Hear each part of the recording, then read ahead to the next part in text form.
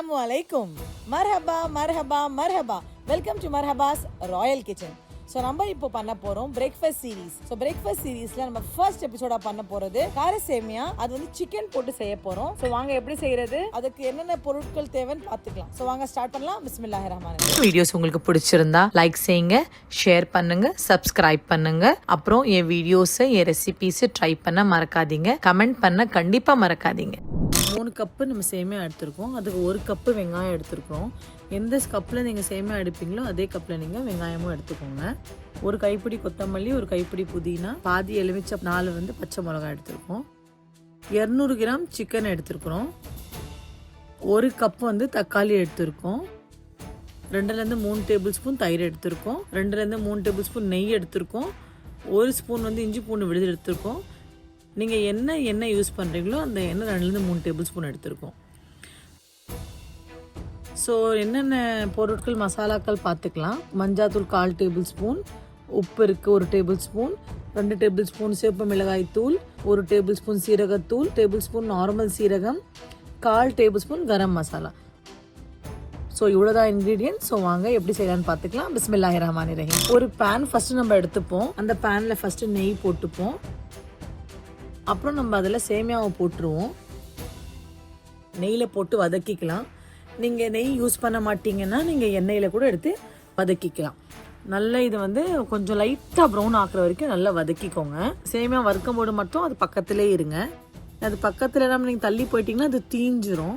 நீங்கள் எவ்வளோ லோ ஃப்ளேமில் வச்சா கூட அது ஒரு சைடை மட்டும் அது தீஞ்சிற மாதிரி ஆகிடும். ஸோ அதுக்காக நீங்கள் பக்கத்திலே இருக்கணும் அது வதக்கும் போது மட்டும். அது ரொம்ப டைம்லாம் எடுக்காது, ஒரு 2லேருந்து 3 நிமிஷம் அவ்வளோதான். ஸோ நம்ம ஒரு பேன் எடுத்துக்கலாம், அது வதக்கிற வரைக்கும். அப்புறம் எண்ணெய் போட்டுக்கலாம். அதில் கொஞ்சம் சீரகம் ஆட் பண்ணிக்கலாம். நடுவில் அதை வதக்கிட்டே இருங்க. ஏன்னா அதுக்கு தான் நீங்கள் பக்கத்திலே இருங்கன்னு நான் சொல்கிறது. ஏன்னா நீங்கள் தள்ளி போயிட்டிங்கன்னா நம்மளுக்கு அதை தெரியாது. ஸோ அது தீஞ்சிரும். ஸோ அதுக்காக பக்கத்தில் இருந்தோன்னா வேலை கொஞ்சம் ஈஸியாகிடும். நம்ம இதுவும் வதக்குறது பார்த்துப்போம். நம்ம பேனில் இருக்கிற மசாலாக்களும் நம்ம போட்டுப்போம். ஸோ இப்போ நம்ம வந்து பச்சை மிளகா போட்டுருவோம்.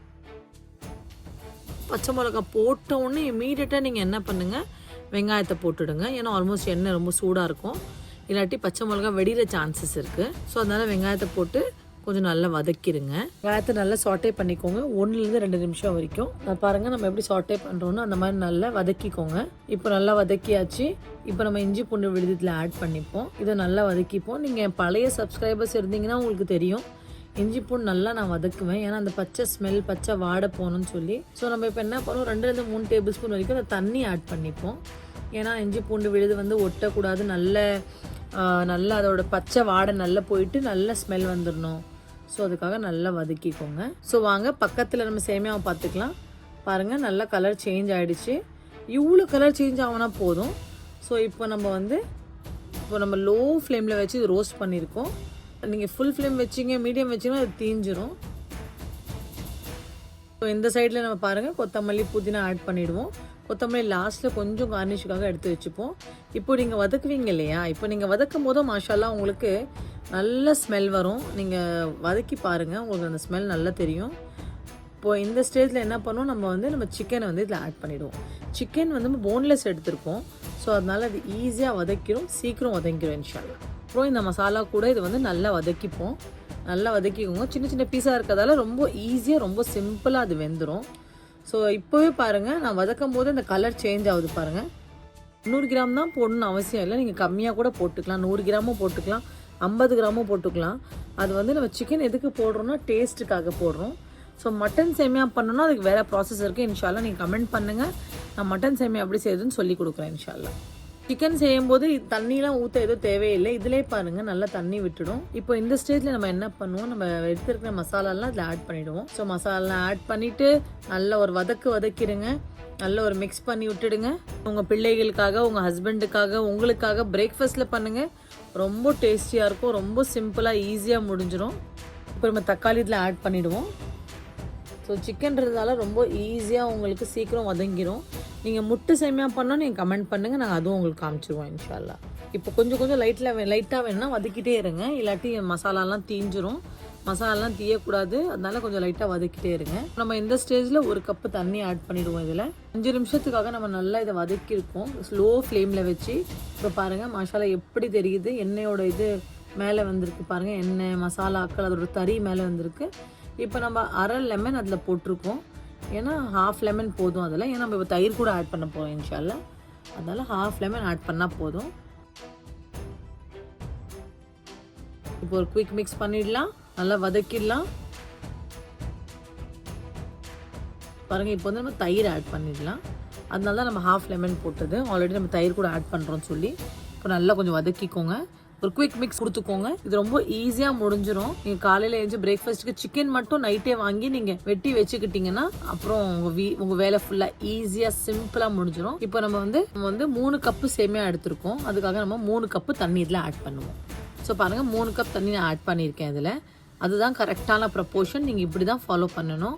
நீங்கள் தண்ணி அதிகம் பண்ணிட்டீங்கன்னா சேமியா குழன்னு ஆகிடும், கம்மி பண்ணிட்டீங்கன்னா சேமியா பச்சையாகிடும். ஸோ அதனால் கரெக்டாக ப்ரப்போர்ஷன் கரெக்டாக வைங்க, அப்போ தான் உங்களுக்கு மசாலா நல்ல லென்த்தியாக நல்ல நல்ல டேஸ்டியாக சேமியா கிடைக்கும் இன்ஷால்லா. இப்போ நம்ம 5 நிமிஷத்துக்காக மூடி வச்சுருக்கோம் பாருங்கள். 5 நிமிஷம் இப்போ ஆயிடுச்சு, நல்லா கொதி வருது பாருங்கள். இந்த ஸ்டேஜில் நீங்கள் உப்பு பார்த்துக்கோங்க, அப்புறமா நீங்கள் உப்பு பார்க்க முடியாது, சேமியா மிக்ஸ் பண்ணிட்டதுக்கப்புறம் உப்பு பார்க்க முடியாது. ஸோ அதனால் இப்போ உப்பு பார்த்துக்கோங்க. நான் பண்ணதில் உப்பு கம்மியாக இருந்தது, நான் 1/4 ஸ்பூன் உப்பு ஆட் பண்ணியிருக்கிறேன். இப்போ பாருங்கள் இந்த ஸ்டேஜில் நான் சேமியா ஃபுல்லாக இதில் ஆட் பண்ணிவிடுவேன்.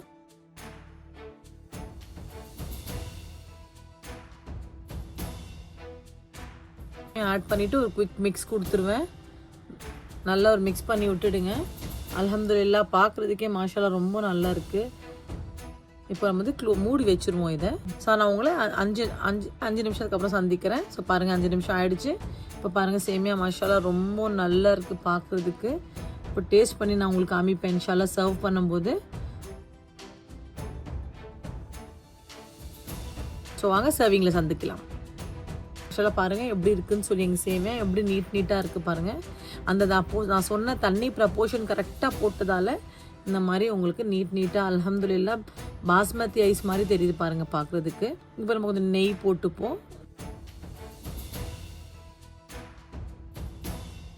கொஞ்சம் லெமன் 2-3 ட்ராப் வரைக்கும் நம்ம அதில் தூவிப்போம். கொஞ்சம் கரம் மசாலா தூவிப்போம், மேலே கொஞ்சம் கொத்தமல்லி ஆட் பண்ணிப்போம்.